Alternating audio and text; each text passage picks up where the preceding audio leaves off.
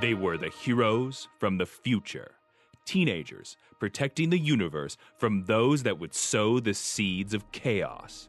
Each had unique powers and abilities, and though they often had their differences, they came together to save the day as the Legion of Superheroes. Now you can be a part of their adventures and learn the history of the future in the Legion Clubhouse. Oh, this week on the Legion Clubhouse, we have another two-parter. Another two-parter, and the terrible secret of Starfinger. Adventure Comics number 335, Starfinger. Published August 1965. Written by Edmund Hamilton with art by John Forte. The Legion faces their most terrible villain yet, but Saturn Girl's telepathy reveals him as one of their own. This week, Matthew, in Adventure Comics number 335 and 336, we have another two-parter, and I find this very fascinating on a number of different levels. Some of them just totally bizarre, some of them maybe a little bit more deep. But this week, we won't let the listeners hang on for 2 weeks to see how it wraps around, because these two just line up against one another as we take a look at Starfinger. Yep.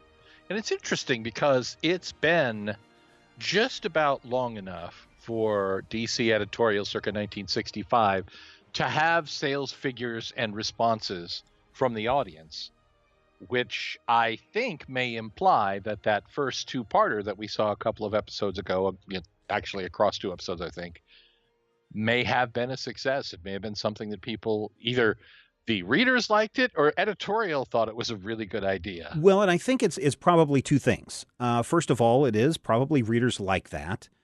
For the longest time, stories are done in ones, right? If you miss an issue because of poor shipping, because you don't have a good distribution method, and your comics miss a week or 2 or a month out at your grocery store, then it's no big deal. You can just go pick up the next issue, and chances are there is nothing in continuity that ties the two together.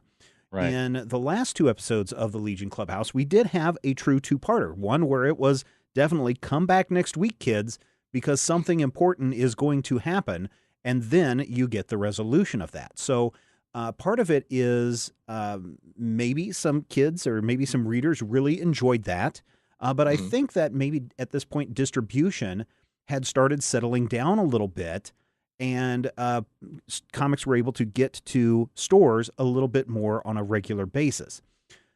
There's also another issue that comes up when we're dealing with two-parters and multi-story arcs. Now, again, for listeners that are joining us maybe for the first time, because everybody's podcast is somebody's first podcast, we're not talking about themes and story elements that appear 5 issues later. We're not talking about a flight belt suddenly turning into a flight ring, or 3 of your powerhouses banging their heads against the Iron Curtain of Time for 3 issues. Those are not story arcs.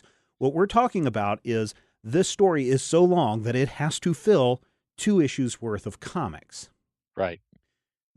There's another thing that's going on right about this time too, and that is DC and Marvel are starting to slug it out with one another.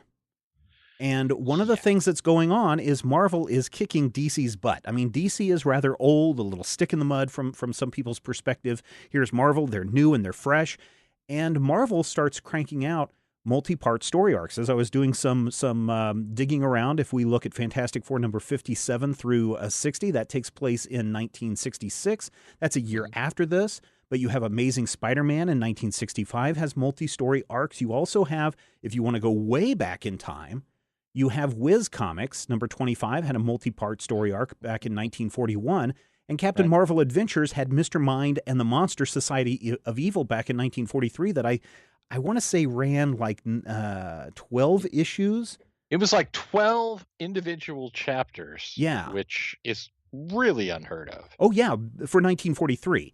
So there's a lot of things going on at this time that make you wonder, maybe these multi-part story arcs are working. It's working for Marvel. Maybe it'll work for DC. It's been done before. Why don't we do it? But here's maybe another reason beyond just distribution, Matthew. If I tell you that you have to come back next week to to find out the end of this story, I've hooked you for 2 issues instead of 1 issue. Ah, the first one's free, kid. Well, not necessarily. The cover price is 12 cents. But even so, definitely, yeah, you have that, hey, come back and buy another issue. Yeah, no, I haven't done a lot of thorough, in-depth research. This is my 1 hour of research on the internet about multi-part story arcs. But it is interesting that we do get one a couple of issues ago that seems to work well, and now let's repeat that process with Starfinger, the 30th century villain, more dangerous than Goldfinger. Goldfinger! Which is really, really weird that they're talking about, they're using Goldfinger on the cover, because movies come out in the theater, they have their run in the 1960s, and then they go away. And unless you're going to a $1 drive-in or something, this is stuff that's not appearing on television. This is not something you can just pop off down to your local video rental store and pick up a copy of Goldfinger. Goldfinger came out in September of 1964. This book comes out almost a year later. But the question becomes, what type of movie theater sell-through would there have been in 1964? I mean, would a movie stay in the theater for several months? It would stay in for about 3 months at most.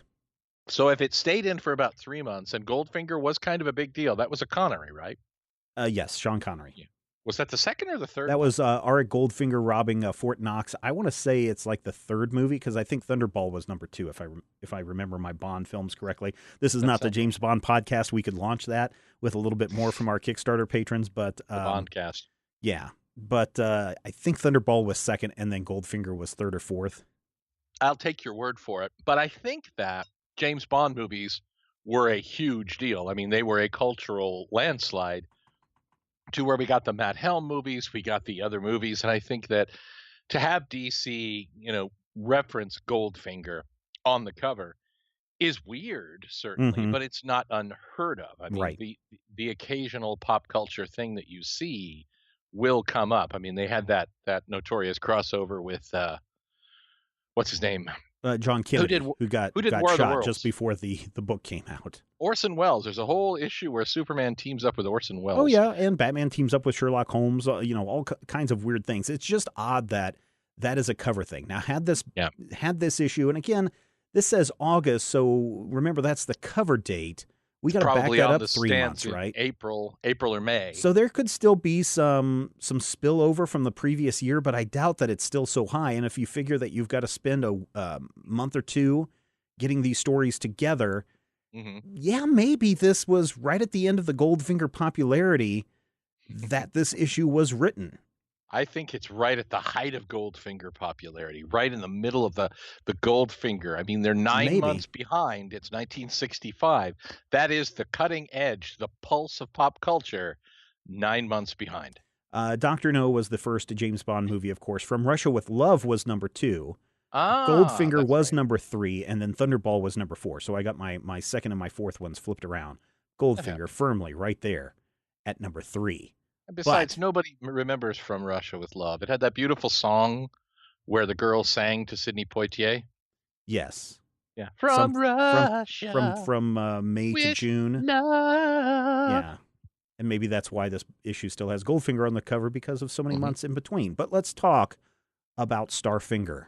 Can I just say that Starfinger is terrifying? Well, so what year did Black Manta come out?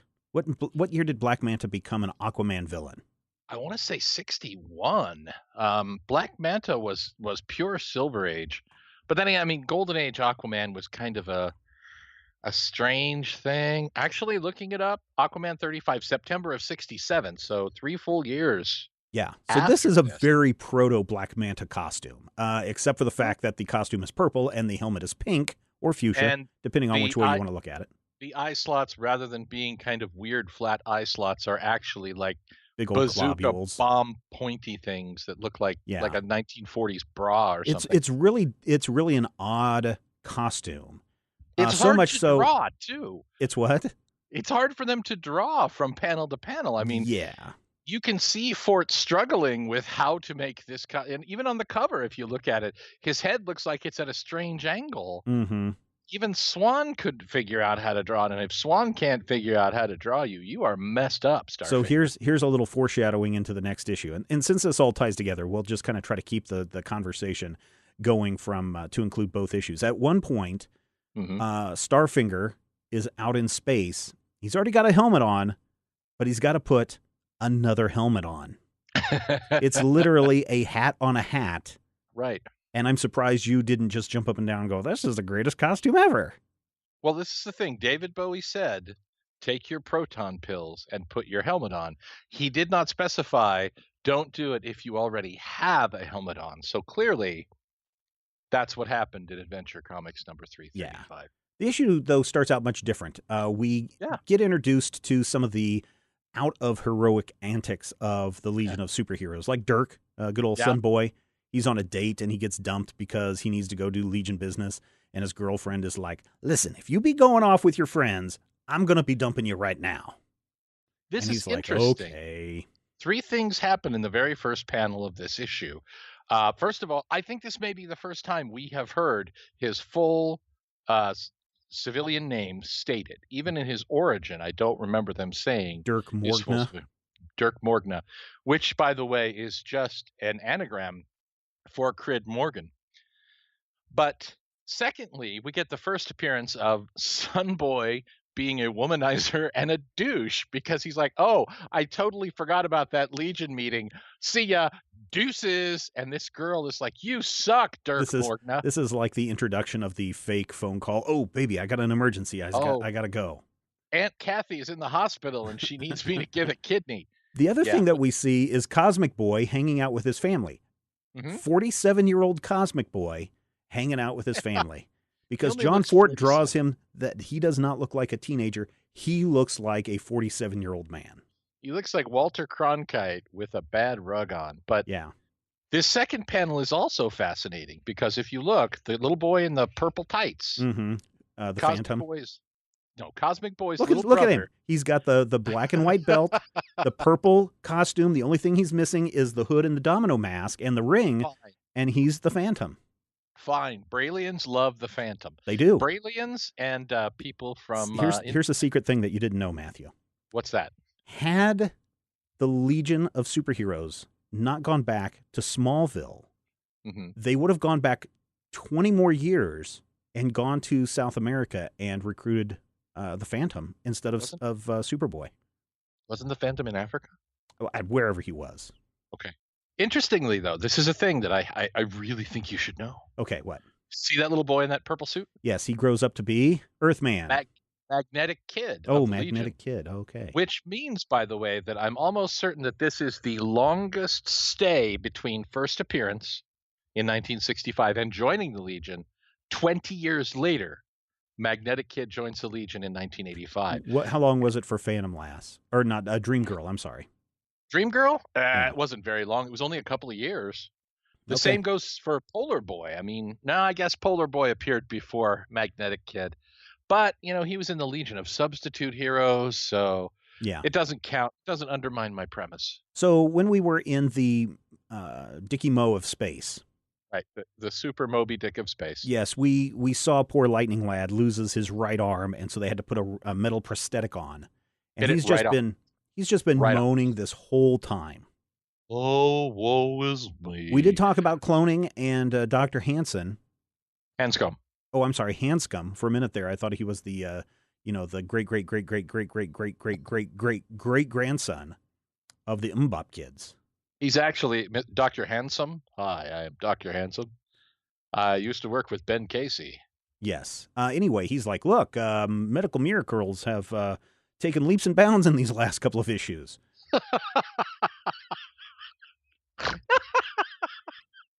I love the way you put that. That's maybe the best ever. He's like, how about I take you to my secret laboratory, and I hook you up with a real arm. And probably I'm going to clone from like a koala or something. And then probably the most fantastic thing we learn is that nurses in the 31st century will still be wearing those little hats. They actually were retro, and they came back around. They were played out, and they like came 47 back times. Right, every 30 or 50 years. In the meantime, we learn about Rejuvium.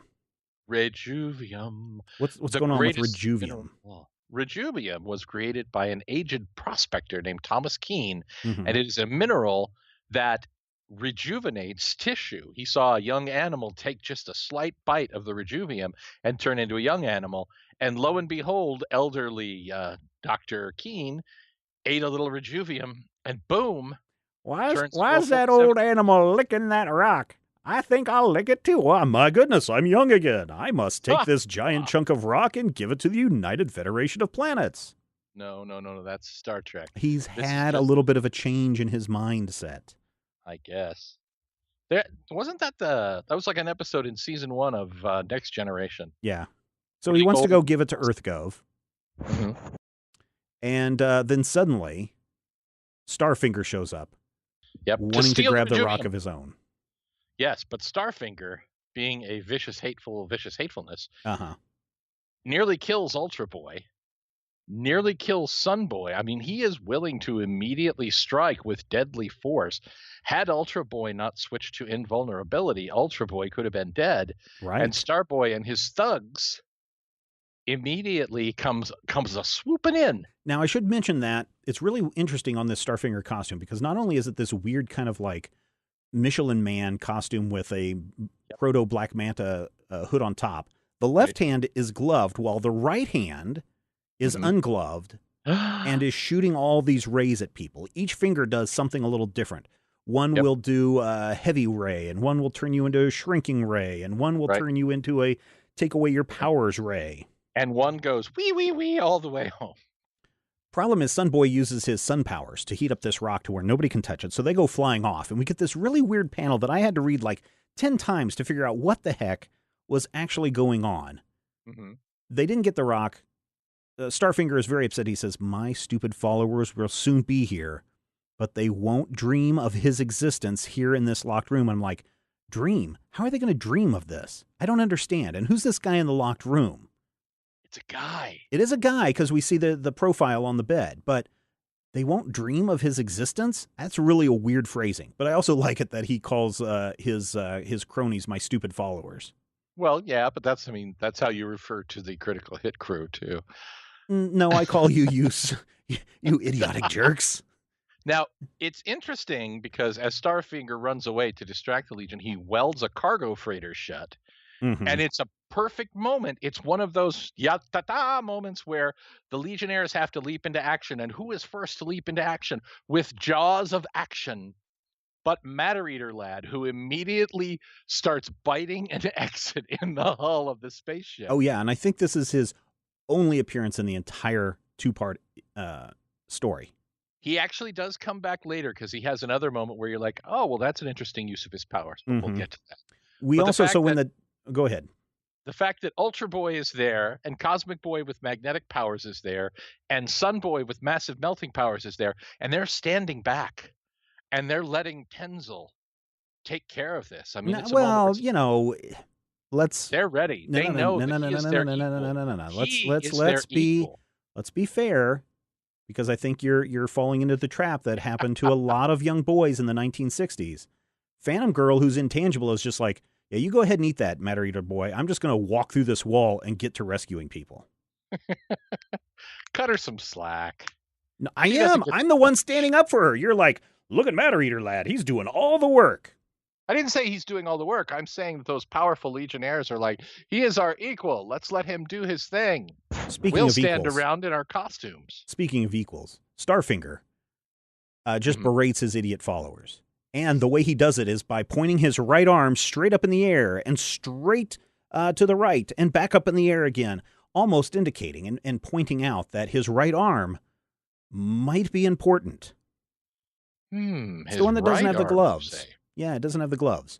But it's his right arm? It's his right arm. And what ends up happening is Starfinger and his cronies go dress up as robots. They go into the intergalactic TV studio, and they're like, beep, beep, beep, beep. And they're like, haha, we fooled you. And they're like, dude, cardboard outfits didn't fool anybody. And he's like, well, fine, I'm going to freeze you with my pinky finger. And I'm going to threaten that if you don't turn over the Rejuvium to me right now, I am going to destroy the 7 wonders of the 30th century. They're going to destroy Andre the Giant? I guess. I don't know. So Well, that's basically your first issue. Well, there's a couple yep. of other things that happen. That's the first half of the first part of the story. Yeah. Yeah. So they go after the seven wonders. One of them is Sun City, which is not in Arizona. Well, it could be maybe for a couple of minutes. Ain't gonna play Sun City. So Sun City is this really weird city that rides on rails and follows the sun constantly, which means it has to be moving pretty darn fast. Yeah, like 10,000 miles an hour. Something like that. And so then, Starfinger melts the tracks, and Colossal Boy has to go in there and save the day again. He's like their bridge guy. Have you noticed when a bridge is about to fall, Colossal Boy, go take care of that.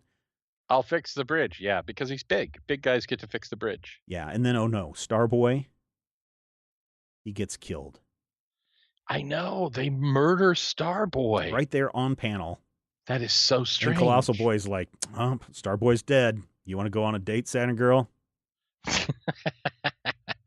Okay, first of all, Starboy doesn't date Saturn Girl. Well, no, not now, because we find out Starboy isn't actually dead. Nope. Shut up! Brainiac 5 comes up with some loopy theory that since Starboy's powers came from a star, Mon-El should fly him into space and throw him into the sun. No, he doesn't say throw him into the sun. He says you have to take him into space and get him close to the sun, which I can understand. Get you closer to the sun. Maybe that's going to rejuvenate you faster. But the thing that's weird is you have to orbit the sun. Right. I don't think you have to orbit. I think you just have to park there for a couple of days and let him rejuvenate.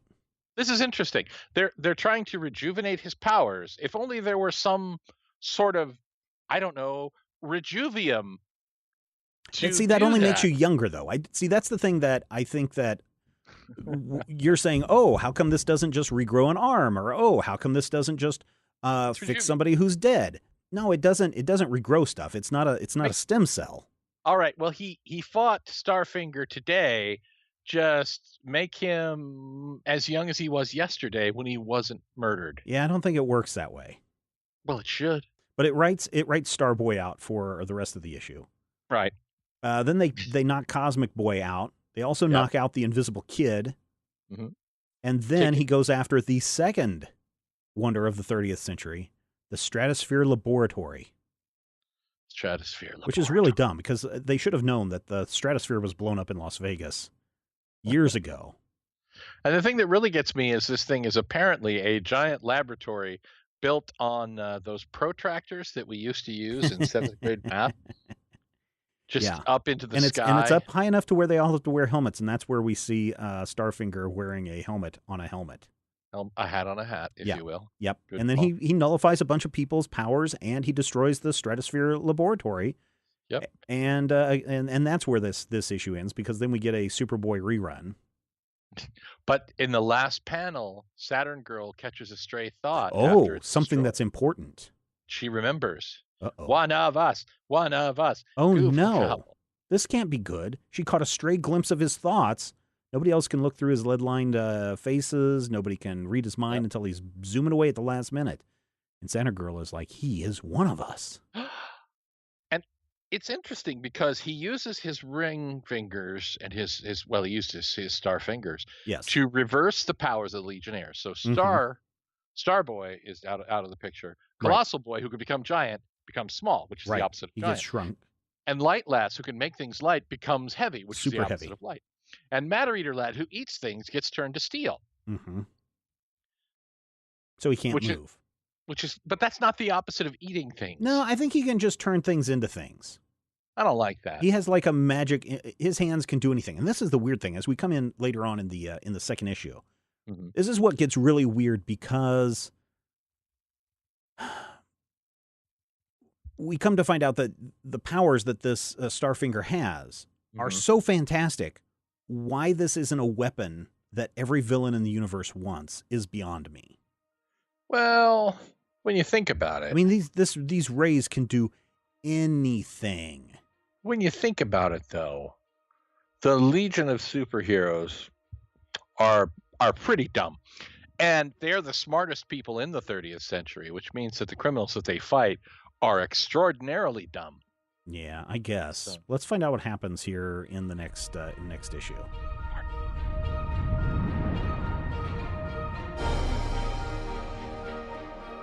If you enjoy the show, we would appreciate your support. You can find out more and become a Legion Clubhouse member at patreon.com/majorspoilers. Let's dive into this Legion outpost. Dear editor, congratulations on the Super Moby Dick of space. At long last, you had a genuine development in the Legion. I was stunned when I saw that Lightning Lad still had his metal arm at the end of the story because I'm so used to let-down endings such as Dreams and Illusions. You're finally pleasing your readers. From John Selsky in Philadelphia, Pennsylvania. Dear John, that's the whole idea. Man, the editor is so mean if we don't please the readers. I think this is really weird that, and again, we don't know how old John is. John, he might be, but he's certainly acting like a lot of the internet trolls that we see today. Yeah, they're 12. How everything's going to be undone. And truth be told, he's right on, because so many of the stories that we see during this time period are, well, that's the end of that. It was a dream. It was a guffaw. It was a joke. It was whatever. It's all been undone. Right. And I'm going to bet that John is also not a longtime reader of the Legion, because he would know that the deaths seemed to be very real until they brought him back to life, which was not just a switch. It was literally, we brought him back to life. Right. It was 6 months of death. Yeah. And also, what was the other one that was a big story arc that had ramifications? Prody died. Yeah, Prody dies. Dear editor, can you tell me what Chameleon Boy's antennae are for? A friend of mine says they give him his chameleon power, and that if he remains in his shape without them for several hours, he loses his powers. Is that correct? Also, how does Saturn Girl do it? Sorry. Saturn's day is 10 hours, 14 minutes long, and scientists have proved that a change in the length of the day is one thing we cannot adapt to. I'll bet she goes through the meetings yawning. Fred Cow, Honolulu, Hawaii. We never found out what Chameleon Boy's antennae are for. We didn't like to ask him such a personal question. As for Saturn Girl, have scientists proved that Saturnarians, Centenarians, the people that are 70 years old, can adapt to change in the day? Oh. That would be septuagenarians. They actually did tell us. They told us later what his antennae are for. Oh, did they? It's from picking up radio signals from space, from his robot overlords. That's what it is. His antennae are eventually revealed to be the apparatus by which he scans things, so that his subconscious mind can make a copy and he can duplicate it. Dear editor, the sequel to the story of Dynamo Boy was superb. The issue wouldn't have been half as exciting without the appearance of the Legion of Supervillains. They seemed like such nice people at the beginning of the story, but they were their own traitorous selves by the end, when they marooned Vorn far into the future. Let's see more of this trio in issues to come, says Peter from Freeport, New York. You must have ESPN. See the September issue of Jimmy Olsen for a story in which the evil Legionnaires blah, blah, blah, says the editor. Nobody mentions the fact that Vorm is dying in the far future. He'll be back. Don't worry. He won't. He will. Trust me. He's never been back. It's been 65 years. I know. He's had to have that much time in order to get his stuff together. Dear editor, don't the Legionnaires ever have any fun? Don't they ever go to parties or dances or just go out? Do they always have to work? Can you publish a story wherein it's a superhero's birthday and they celebrate? I'm getting sick of all these missions they're forever going on. They're always doing everything right. Don't they ever do anything wrong or ever get scared? I really do love adventure comics, though, says Nancy in Paterson, New Jersey. The editor replies, okay, Nancy, we'll try to show more scenes of the Legionnaires' off-duty life. And if you want proof that the superheroes don't always win, you should read this issue wherein Starfinger clobbers the Legion. So here's a cool thing. This is really showing, the split between what boys want, what girls want, or maybe what people want in their stories. They want to know more about these characters than Biff Pow Bang. Right. And I find this super, super fascinating that this is coming from Nancy going, I'd like to see these people go out on dates. I want to see them party. I just want to see them hang out for an entire issue. Now, I don't think in 1965 you would ever get DC to go along with a story where people just hang out and here is a day in the life of Triplicate Girl. That would be cool, though. In 1965, though, would never have happened because that's the kind of stuff that Marvel is doing. And we're DC, and those aren't the stories that we tell. Dear Editor, in the Bizarro Legion, Superboy tries to squeeze a diamond into coal, but only crushes it to dust. But in the Hall of Fame Classic, in that same issue, the Boy of Steel squeezes a diamond to microscopic size. Why didn't the diamond crumble to dust in the second story or become microscopic in the first? Asks Richard from Athena, Oregon. It all depends on how he squeezes it, whether it crumbles or compressed, or at least that's the best answer we can squeeze out of our minds. And that's the way the diamond crumbles. Wah, wah. Yeah, for once I agree with you. Dear Editor, I have read your magazine for many years, and I feel that you could use another animal in the Legion of Super Pets. For instance, Super Rabbit. I think you would be just as terrific as the other Super Pets. I have a rabbit who reads the terrific stories in your excellent comics with me, says Harold Leibowitz. If your pet rabbit enjoys our mags, we think he's super. Don't forget to reward him with a bunch of carrots. Oh, and when did Captain Carrot and the Zoo Crew get introduced? Maybe Harold Leibowitz unintentionally created Super Rabbit. 1979? Oh, see? Some young reader out there who is going to be working for DC in the future read this and said, oh, yes, and his name could be Captain Carrot. No. Dear Editor, how about taking a popularity poll to see which Legionnaires are best liked? It'd be very interesting to see which ones are the readers' favorites. I suggest you leave out Superboy and Supergirl since they have their own strips. I'll cast my vote for Mon-El right now, says Stephen from New York, New York. How about it, readers? Which of the superheroes are your favorites and why? We'll print the best answers in the Legion Outpost if they're written on a postal card in less than 50 words. That's, you know what? Popularity contest, never something anybody wants to read because someone's always going to be disappointed. Not a good plan because nobody loves Mad Reader Lad. Exactly. Dear Editor, I like the triumph of the Legion of Supervillains. Boy, was Lightning Lord off when he said that they would destroy the ex-Legionnaires. I especially like the fact that the story was in 4 parts, published in 2 successive issues. By the way, don't you think it would be a good idea to have a giant Legion issue, says Sean from Morgantown, Kentucky? Most of our Legion stories are too recent to reprint in an 80-page giant just yet, but we'll keep that suggestion in mind for the future. I think what the editor is missing here is the kid wants a giant big story. He doesn't want like reprints. He wants an 80-page giant of original content. Well, I think you're forgetting the fact that the 80-page giants never had original content. I know. They were virtually all reprints. Mm-hmm. Dear Editor, it looks like you and your staff don't like Lightning Lad very much. First, you kill him off. Then you give him a robot right arm. I, for one, think this is unfair. Have you started an anti-Lightning Lad organization? Says Garth from Planet Winneth. The ALLO.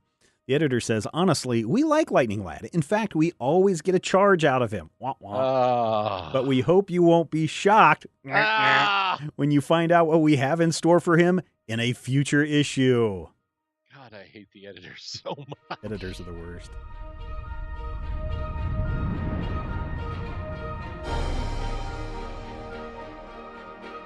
Adventure Comics number 336, The True Identity of Starfinger. Published September 1965. Written by Edmund Hamilton with art by John Forte. Starfinger is revealed to be a Legionnaire. But what could make a hero turn so bad? All right, we need to reach the shocking conclusion of the Starfinger story, Matthew. If you make another shocking joke, I will leave this show. You will be electrified by the big reveal coming up at the end of this issue. I'm going to bolt. What's wrong? Well, first of all, Legion 336 has another fabulous cover. Is this a Kurt Swan? Yeah, you can tell the Kurt Swan stuff, especially with his Superman heads. Yep. Even his Superboy looks just like a old man. Look at Chameleon Boy, though. Chameleon Boy is clearly 35 years old. Oh, they're all... I don't think artists, and even today, artists still have this problem. A lot of them do, where they find it very hard to draw a teenager. You can always draw a kid, but it comes to a teenager when they're in their gangly, weird forms and stuff. They either draw them looking too old, and of course that brings up issues of the sexualization of minors in comics, or they draw them way too young for the way they should look. And In the most cases with Fort and with Swan and with Mooney, Mooney. especially Mooney. Yeah, all their characters look 700 years old. Well, Tom Grummett, no matter who he's drawing, they look 14 and a half. So Yeah. it really all boils down to the same thing. I do love the splash page on this issue, though. Starfinger is doing one thing right. He is destroying a statue of Thomas Edison, which, has my full support. I would stand up and applaud this guy if he wasn't trying to destroy the other wonders of the 30th century with his magic fingers. Yeah, your Edison hatred is well known. Yes, it is. And if you want to know more about my Edison hatred, people, podcast at majorspoilers.com. Pay attention. But fascinatingly, after that lovely splash page, by the way, we immediately jump back into almost exactly where we picked up, with Starfinger hurling 5 different bolts of energy down on the apparently St. Patrick's Day parade in Metropolis. Yeah, it's really interesting that we do get a flashback of what has happened before, which I find incredibly fascinating, because in the last issue, we didn't spend a page saying previously in. But this one, and again, I think this is DC trying to move from a single issue story to, are kids going to pick up this second issue? Are they going to know what's going on? Maybe we should fill them in on what's happening.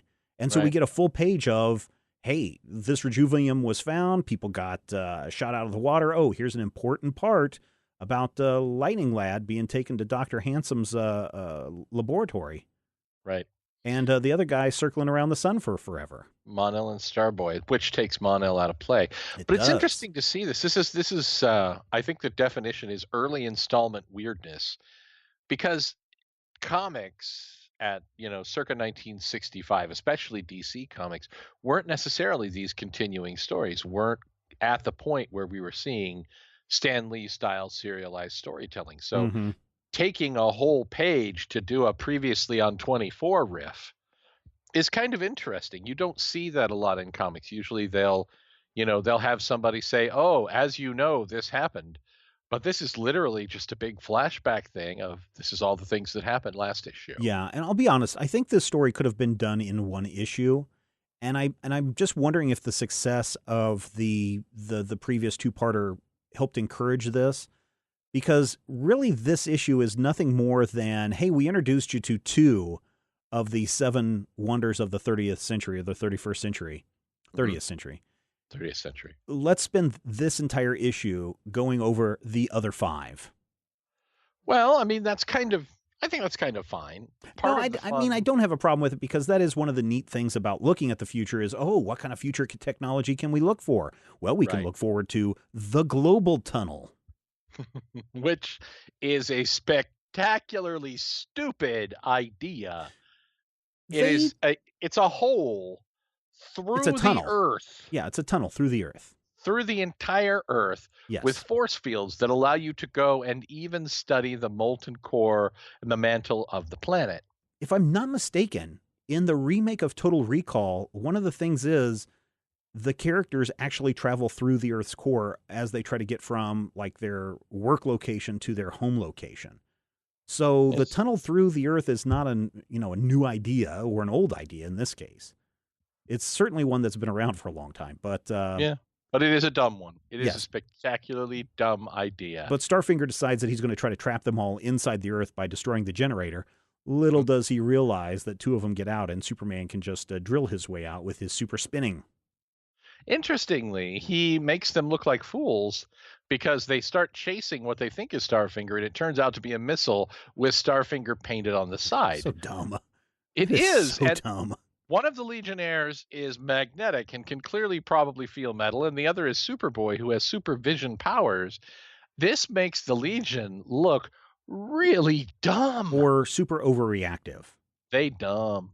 Then we get to go to the 4th wonder of the world, the Giant Hall of Fame, which is weird, because you would think that between Abraham Lincoln and the 30th century, there'd be a few more famous people in there besides Ben Franklin and Columbus and Abraham Lincoln. And Beethoven. You'd think there'd be more people in there besides that, but nope. Everything just kind of stops in 1965, and there were no important people after that. Well, yeah. Yeah.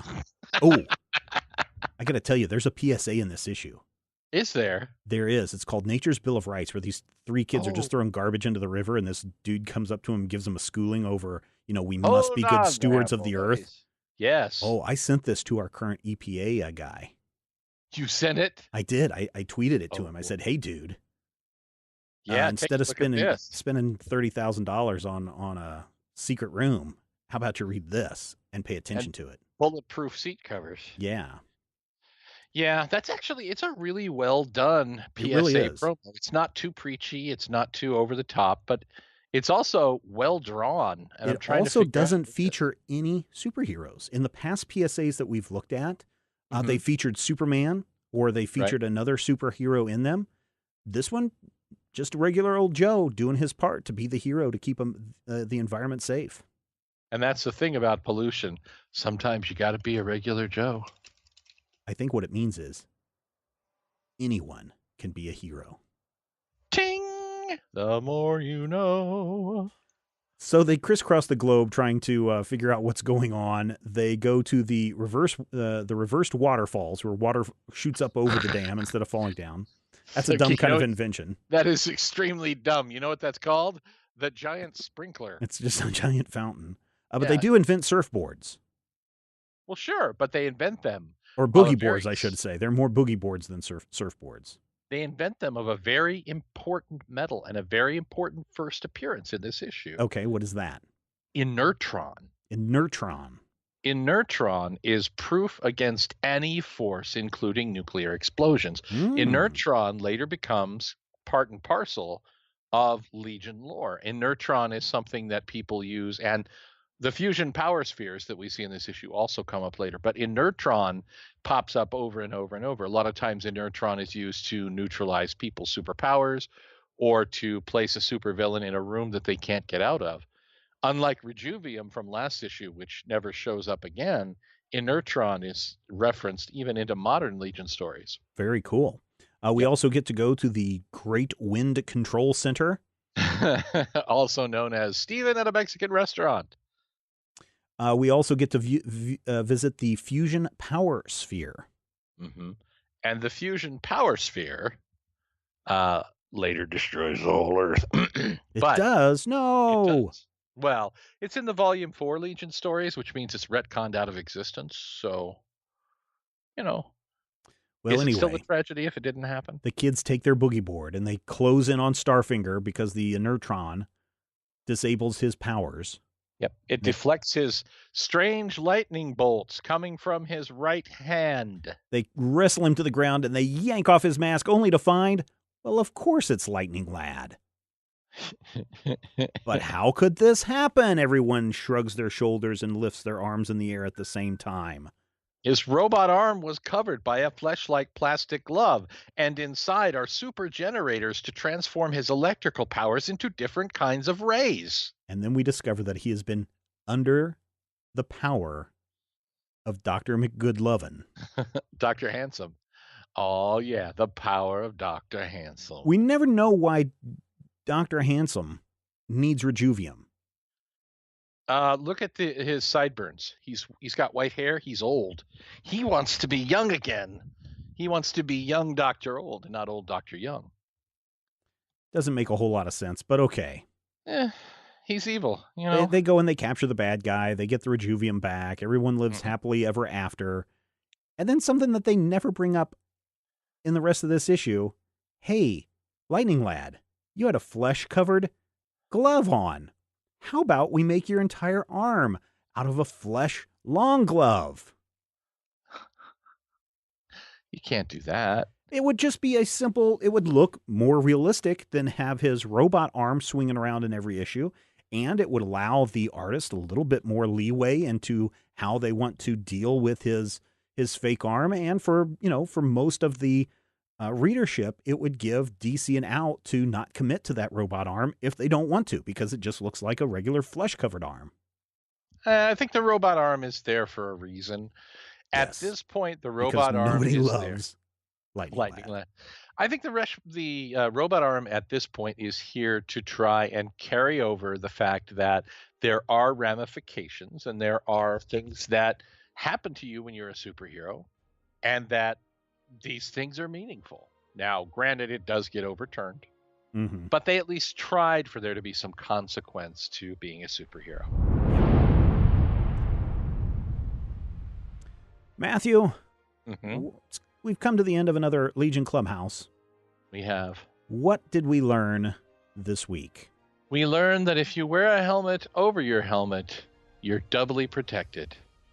We also learned that if someone keeps raising their right arm and a character who has mysteriously gone missing in your story also has a right arm connection, they're probably one and the same. And I think we learned the most important lesson of all, that the friends we made along the way were the real Starfinger all along. That wraps it up for this installment of the Legion Clubhouse. Thank you so much for tuning in and checking us out this week. We're going to be back next time to, oh my gosh, is there a wedding in someone's future? Are we going to see some more Time Trapper? Oh, it's all coming up in future episodes of the Legion Clubhouse. Until then, dear listeners, it's pretty obvious there, kid. And I'm Lad. I have all the powers of a lad, but I'm a lad. The Legion Clubhouse is a production of Major Spoilers Entertainment, LLC, and is produced by Steven Schleicher. Your hosts were Matthew Peterson and Steven Schleicher. You can follow Matthew at Mighty King Cobra and Steven at Major Spoilers. You can follow this podcast on Twitter at Legion Clubhouse. If you have questions or comments, send them to podcast@majorspoilers.com.